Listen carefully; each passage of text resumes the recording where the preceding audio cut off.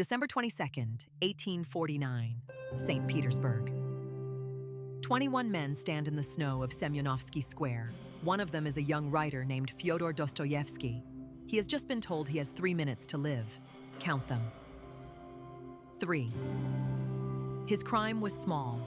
A reading circle, forbidden books, letters that dared to question the Tsar.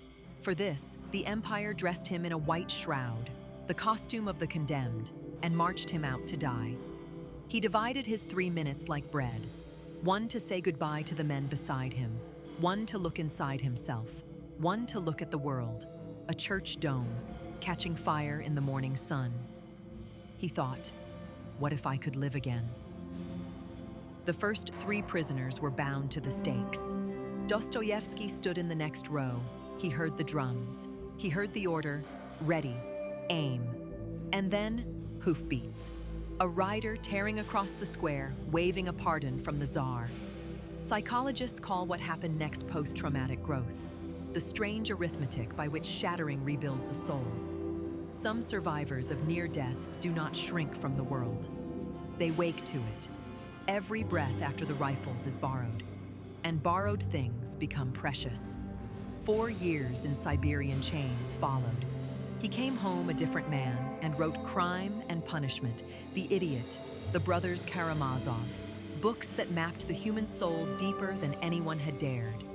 The scaffold, it seemed, had made him. But the archives hold a colder truth. Tsar Nicholas had signed the pardon before the prisoners ever left their cells. The execution was never real. It was theater, staged down to the drum roll, the shrouds, the lone rider galloping through the falling snow with his white flag of mercy. The Tsar wanted them to die without dying, to feel the barrel without the bullet. Cruelty, wearing the costume of grace. One prisoner, Grigoriev, lost his mind in those 3 minutes and never found it again. The performance had a body count, after all. Dostoevsky feared one thing more than death: forgetting. Psychologists call it hedonic adaptation, the way even resurrection becomes routine, the way miracles fade into Mondays. On the scaffold, he swore to waste no minute of his life. Later, he confessed, he broke that vow. We all do. So what do we do with a story like this? A tyrant's cruelest joke produced the novels that taught the world compassion. The lie became literature.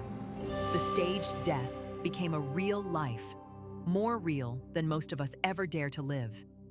You were not tied to a post this morning, but the clock behind you is just as real as his.